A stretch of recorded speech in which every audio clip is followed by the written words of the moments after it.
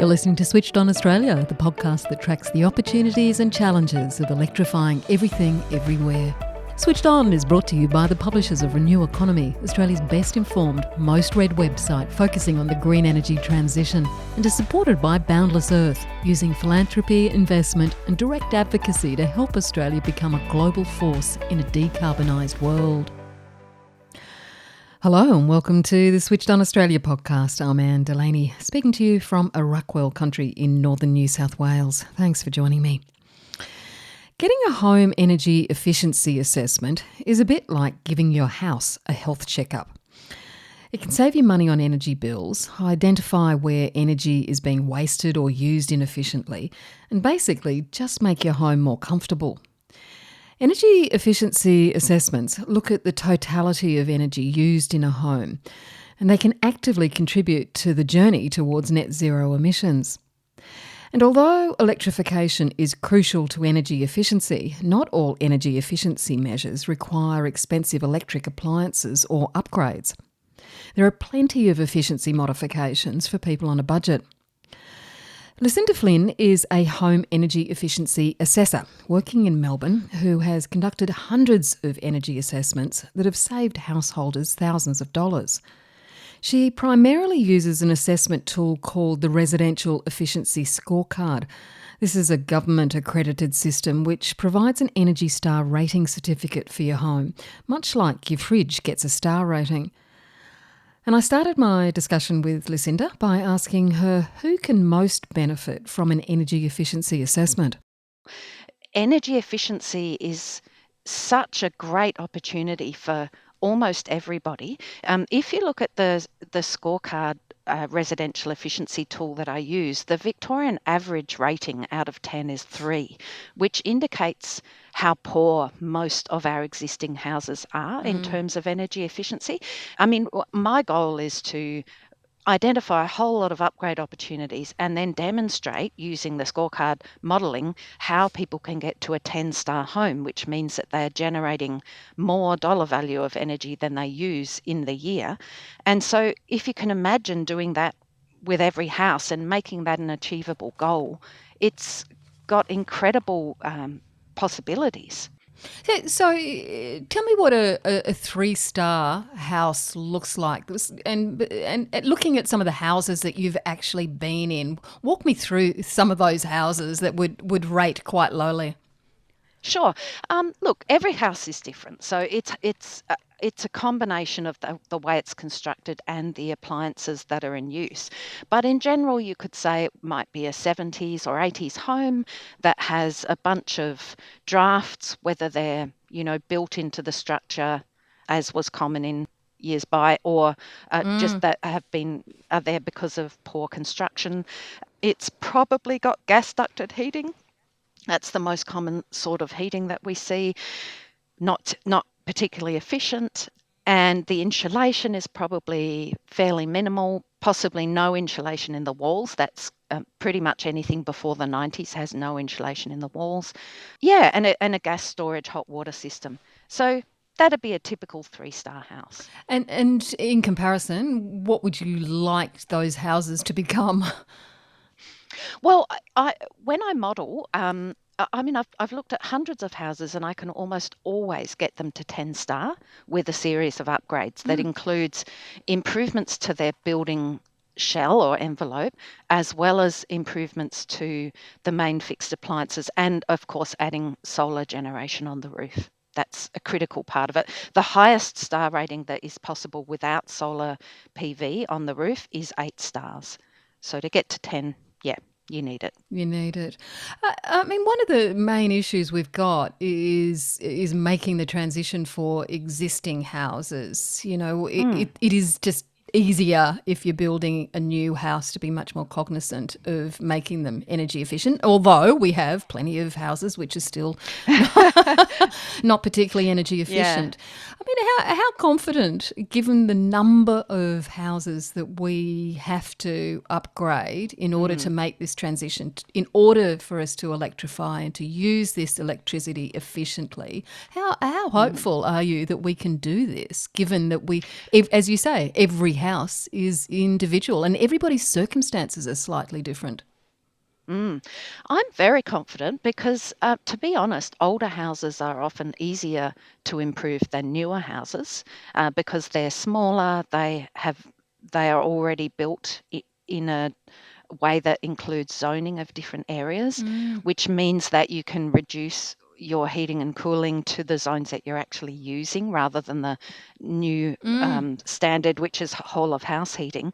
So I don't think that having an old house is any barrier at all to making it really efficient. Right. That's interesting because, I mean, so much of modern housing is open plan, isn't it? It is, and to me, I mean, your heating cost is directly related to how much space you are heating. So if you're heating an entire house, it's just always going to be a lot more expensive than if you're able to heat and cool smaller areas. Mm. And that's one of the there's two big drawbacks. Well, there's three big drawbacks as I see it in newer builds. One is that they're way bigger.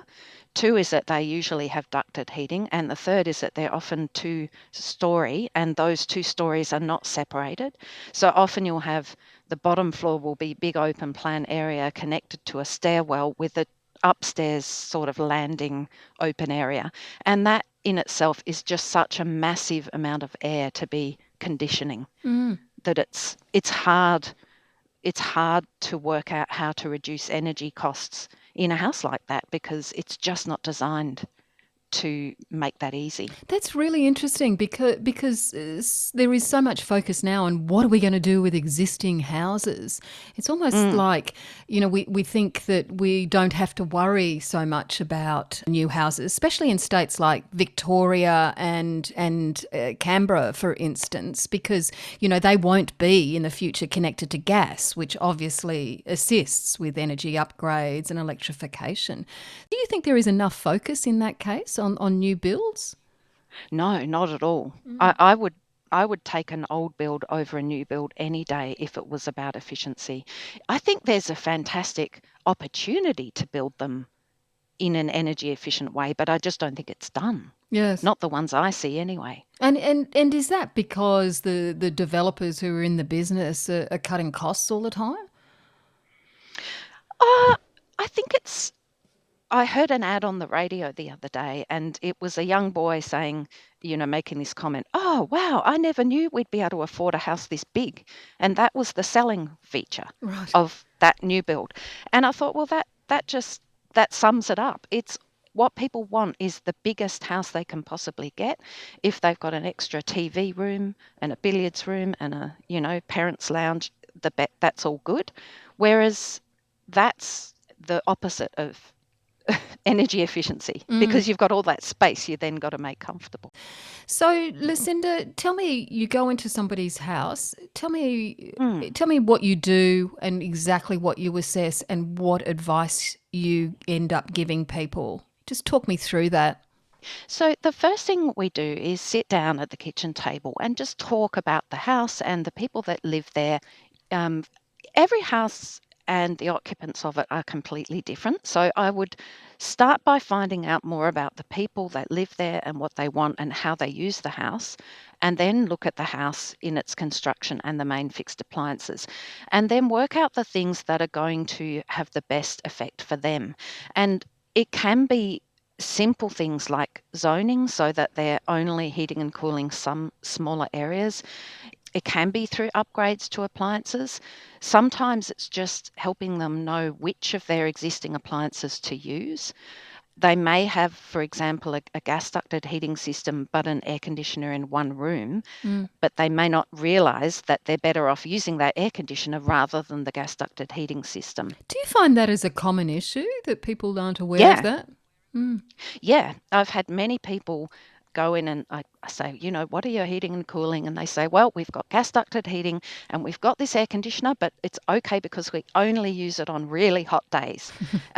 Because they're sort of reassuring me that they're not using this terribly energy inefficient appliance, which is a hangover from when they weren't that Mm. energy efficient.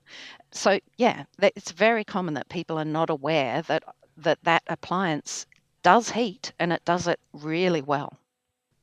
It's interesting that you say that you sit down at the kitchen table. I find that quite fascinating. I mean, it also underlines the individualised nature of these conversations and how Yes. important that individualised, tailored advice is as opposed to generalised information about electrification or energy efficiency. Yes, absolutely. Actually, electrification is a good example of that. People will often say, I want to get off gas. Where should I start? Then it goes back to that knowing the customer. If not burning gas inside is a really high motivation for them, then replacing a gas cooktop with an induction cooktop is a high priority. Whereas if somebody's main motivation is reducing their gas use, the highest priority will be moving away from gas ducted heating to reverse cycle heating because that's our biggest cost. Everyone can't do everything. The goal is that we go to electric, reverse cycle heating and cooling, induction cooktop, and heat pump hot water system. That's the goal. But if you've just installed a brand new, yesterday I saw a house that had a evacuated tube solar hot water system with a gas boost that wasn't that old. That's a really efficient system still. And if they just want to turn off gas, then yes, they can replace it. But if their budget is limited, then there are other things they're way better off doing first. And so yes, I guess I'm just agreeing that it's a very personalized thing, and that's so important. There's no such thing as this is right for everybody. Yes, but also what you're saying is that you're seeing electrification within the broader context of energy Mm, efficiency. It's not the other mm. way around, so to speak. Because some people, I suppose, talk about the greatest efficiency is electrification. Just do the electrification. But what you're saying is that if you actually listen to people's stories, that it's a bit more complicated than that. Well, yes, it is, but it's also about, for example, in our homes, at least half of the energy we use is usually on heating, and it can be up to 80%. So if you can change from using gas for that to electricity, you've reduced your gas use then, say, by 80%. And if you're comparing a gas cooktop with an induction cooktop, the amount of gas you're actually using for that cooktop is very small. So it's not that I don't support completely getting off gas. I think that's the goal for everybody. But it's about budget. If it's going to cost you $5,000 to upgrade your gas cooktop and combined stove, oven, and you don't have the budget for it, I don't want people to feel like they are evil people because they're still using a little bit of gas. As long as the goal is to get off, I think it's really important to think about how to reduce it the most. I suppose it's a little bit like zero waste. We can all aim to have zero waste households, but if you can reduce your waste by 90%, you're actually doing a really good thing, and you don't need to feel bad that you still have 10% waste because it's a process. And do you give people, say, or suggest to people a period of time over which that they can undergo this transition and this process? Yes, absolutely. So I pretty much always suggest swapping over that heating first because it's such a high use of our annual energy. Then with other things, the hot water systems, I mean, generally they last about 15 years. So if somebody has one that's 10 plus years, they may well just want to go ahead and change it. But if it's brand new, then they might get better benefit from doing other things to reduce energy use in their homes and still doing it, but there's not such an urgency. And then with the hot plate, often that's the last thing people change. And I generally say, look, once you get to the point where your heating and your hot water is electric, then that's a time to change over your hot plate because that will save you paying the dollar a day daily service charge. So it's a financial motivation then as well as turning off gas. So all of that is this is very much, balancing the dollars and balancing the environment and balancing your own Mm, individual needs, isn't it? it is. I really think it's a process, and everyone has a different capacity. There's all sorts of factors. Like, so many people say, look, my partner loves cooking and they really like the gas hot plate. It doesn't mean they won't eventually change to induction, Mm. but people need time as well to maybe go to a friend's place and see it being used. And, you know, I, I, I suppose I really believe that it is a journey, and we have a goal, but people need to feel that they can take the most important steps in a achievable way without getting too stressed about that moment of. I mean, it's a lovely moment when you abolish your gas meter and it gets taken away. It's exciting.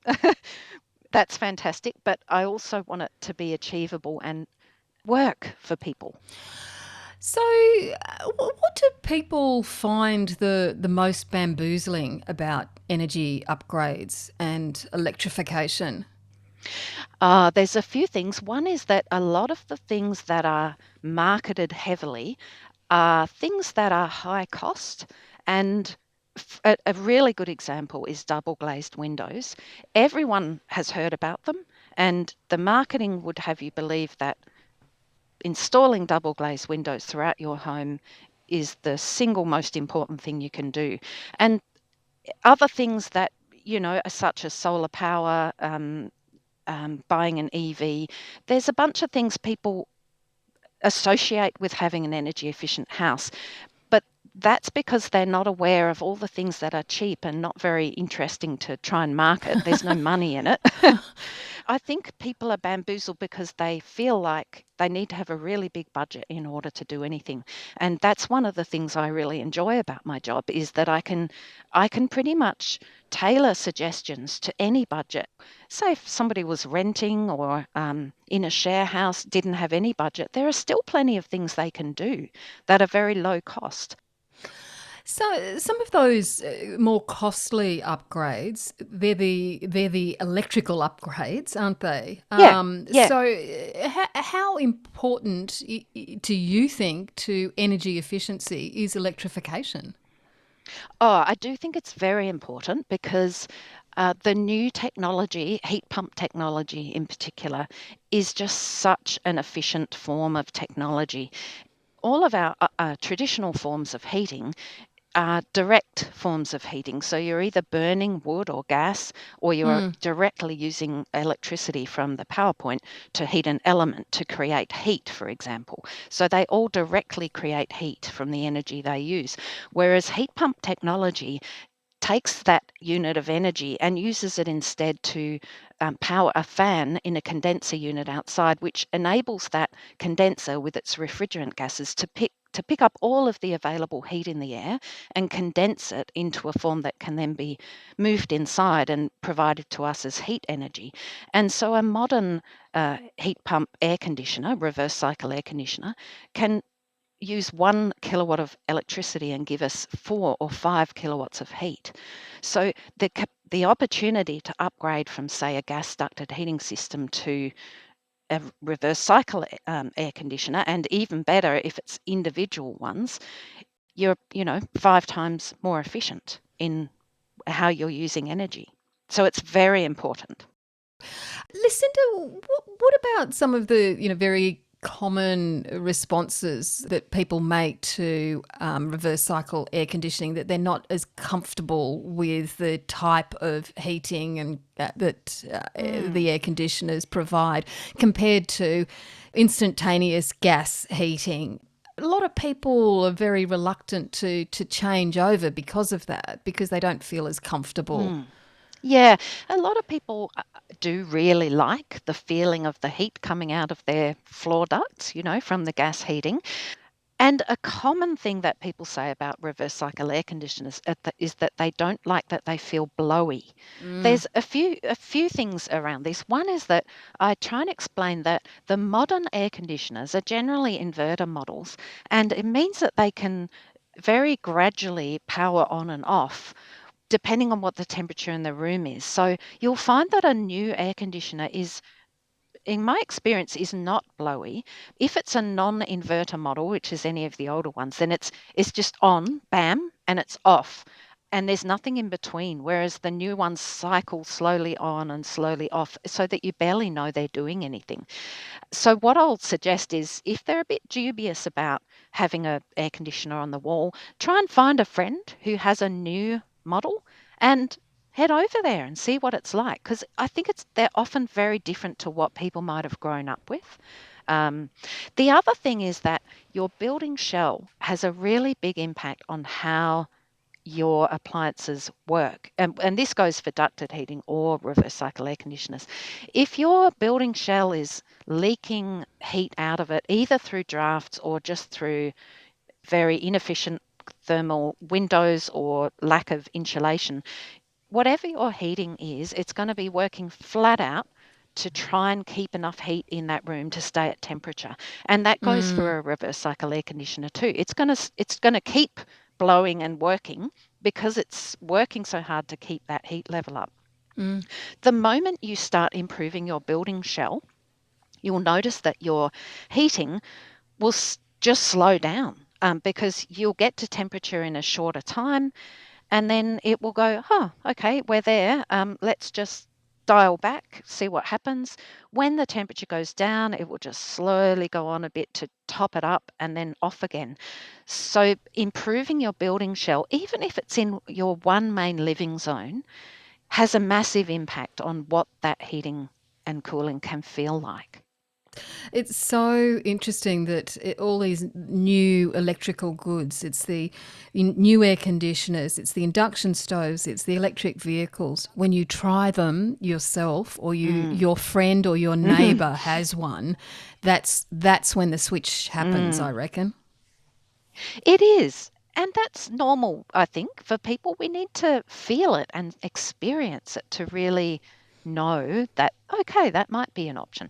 I think that's why so many clean energy groups, the local volunteer groups, when they attend expos, they do induction cooking Yeah, demos because so few people have experienced it. They just want to show this is what it's like. This yeah. is how responsive it is. Mm. So, just overall, how detailed do you find people's knowledge about energy upgrades and electrification? Are assessments being more done by people who have some knowledge? Because I would guess that you'd have to have some incentive to get an energy assessor across the door. It's a bit of a mix, but I'd say a lot have fairly poor understanding of energy efficiency and electrification. Mm. I think a lot of people have the sense that they need to do something, either because their home is uncomfortable or because their bills they're finding them unacceptably high. So they know something has to happen, and they'll often say, look, I know I need to do this and this and this, but I have no idea where to start. I don't know what's actually appropriate for my house and what's going to give me the biggest benefit. And so a lot of them are starting at a fairly low understanding. And that's then what I can do is talk them through their own particular house and what the priorities would be in order of most importance. You're listening to the Switched On Australia podcast, and I'm talking to Lucinda Flynn, an energy efficiency assessor working in Melbourne. As Lucinda explains, energy efficiency assessors are employed in different capacities. There's some scorecard assessors, such as myself, who are completely independent, which means that we're not working for any company that does any upgrades. So that means we're not motivated at all by trying to sell you anything. If I go into your house and suggest certain things, it's purely because that's what I think is best suited to your house, not because I'm trying to, Yes. get you to buy something. There's other assessors that do work for companies that sell things, and I don't mean to say that that's a bad thing, because often it is a bit of a Mm, barrier to people to know where to then go. So it can be useful to have an assessor that can also supply things. I should say that somebody like me who's independent, we can certainly refer people to companies and products and services and trades that can help. So it's not that we just say, do this and then leave you in the lurch. Either way, an assessor should be able to help you take the next step by pointing out what to do and who to contact. Because it is one of the big stumbling blocks for a lot of people. I mean, the number of products and what they all Mm, do and comparing all the products, it's absolutely overwhelming and bamboozling. mm. What's your advice when people get to that stage? What should they do? Because this is where a lot of people balk. It is, and I see that a lot that people think, well, I need to do something to my house, and they start investigating and they just get so overwhelmed that they don't know where to start. And I really think that is the role of a home energy efficiency assessor. You might have the same house, but if there are different people living there, the the suggestions you might have could be completely different. For example, Mm, a three-bedroom house that has, an elderly couple living there who only really occupy two spaces versus a three-bedroom house that has three kids under the age of five and every room is just constantly in use all day versus someone with teenagers or people that are about to potentially move out of house in the next couple of years. Your suggestions to that person would be different for all three because there's no such thing as everyone should do this or this. It's about, well, in your situation, this could be a good way to approach it for best, financial payback for you, but also to make the house work in the way that you want it. absolutely. One of the things that is often talked about these days are what people are calling one-stop shops Mm, for electrification and energy upgrades. And I can see a lot of value in them insofar as they take people from information stage to the actual delivery of the upgrades and quality assurance and assist people with finding grants and funding and finance, etc. What's mm. your view of the one-stop shop idea? Um, I think a one-stop shop could be really good for some people, but I suppose just personally speaking, I always feel that it could be a little restrictive because whatever products they use is the limit of what they use, Mm, which it might suit some people to just have someone say, okay, this is we think you should get a heat pump and this is the one you should get. And that would be really reassuring for some people to not have to make those decisions. But the mm. other option is to get someone who can still support you every step of the way and point you to the right people to speak to and to organize things with, but it just gives you that little bit more flexibility to get a few quotes and maybe choose someone who is a local installer or has been recommended by your clean energy group or something like that. I interviewed the head of the Sustainable Energy Authority in Ireland recently, and Ah, yeah. one of the things that they have done is to ensure that everybody can actually get an energy assessment if they want one. Yeah, That obviously across a country, with a few million people, that's a massive and fantastic resource for it people because is. that's the start. That's the starting block for where they're now going, which is putting a hell of a lot of money into actually helping people do the upgrades, not just do the assessments.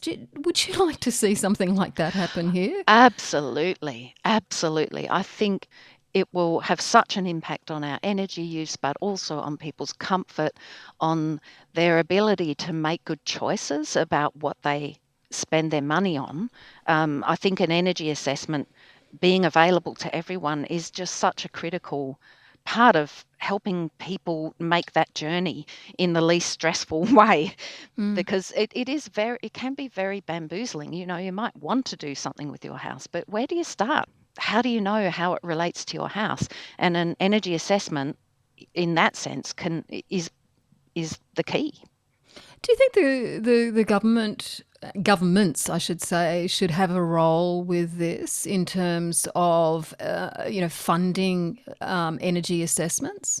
Yeah, I do. And I think that we will eventually have mandatory disclosure, which is when you have to have an energy assessment to sell or rent a house. And there's been discussions about it for a long time, but I believe that it's going to happen in the next couple of years. I think that if government underestimates the opportunities that offering that sort of service could give, it's such a comparatively easy thing to put money into that would enable people to often make changes that they can afford themselves or can even do themselves. Helping people understand their own homes is absolutely the first step. And what about minimum standards, say, for rental homes? Actually, what about minimum standards for all homes? Do you think, as Yeah. well as mandatory disclosure when you sell or you rent, how do you think minimum standards for energy efficiency will assist? At the moment, we have, if for new builds and significant renovations, we have a 6-star minimum NATAS rating. And I think that's a pretty poor bar. I know that it's due to go to 7, but really, we could be building houses that rarely require heating or cooling if we built them into a much better standard. And surely that would be a better goal. So you're talking about what's known as the NatHERS assessments, the nationwide Yes, house energy rating scheme, which is only at this stage for new builds. So yes. just explain that rating system, say from the scorecard system. Mm. Yeah, they're two different ratings, and the NATAS rating is has always been for new builds or very significant renovations, and it's about how the home is constructed, the building shell, and the rating out of 10 is an indication of how many megajoules per square meter that new build home would require to be comfortable. In comparison, oh, and the other thing is it's a mandatory rating. So if you're doing a new build or a big renovation, you must get one of those. In comparison, the scorecard was developed for existing homes and it's not mandatory at this point, although we hope it will become. Whereas NATAS is done, or the off plan ratings are done off a plan, because often the houses aren't built, they're done by computer based on drawings. The scorecard is done in home, in an existing home, and the way that it's in use. So, because we're there, we can get a much better idea of how the home is actually built, which is not always what the plans say, and also any additional things that those people might have introduced, such as window coverings and floor coverings. And shading, they're all good examples of things that people introduce after they move in. And it also looks at the main fixed appliances that are in use. So, scorecard is a cost rating for the house and it looks at more than the building shell. It also looks at the fixed appliances. And depending on what postcode we put in and the size of the house, it can calculate what the cost of gas or electricity or wood is there and how those appliances are likely to use it, how efficiently, and then work out what the expected annual cost would be to run a home. Yes, absolutely. Lucinda Flynn, thank you so much for joining the Switched On podcast today. Oh, you're so welcome. It was a real pleasure to be here. And Lucinda Flynn is an energy efficiency assessor at Going Green Solutions in Melbourne. You can find her on the Going Green Solutions website, and I'll put a link to it on the Switched On website. That's it for this week. Don't forget to check out some of our previous Switched On episodes. We've got heaps of great interviews on the ins and outs and the challenges and opportunities of electrification. Financing, induction stoves, heat pumps, trackless trams, getting off gas, one-stop shops. There's lots there. I'm Anne Delaney, and I'll see you next time. Meanwhile, keep electrifying.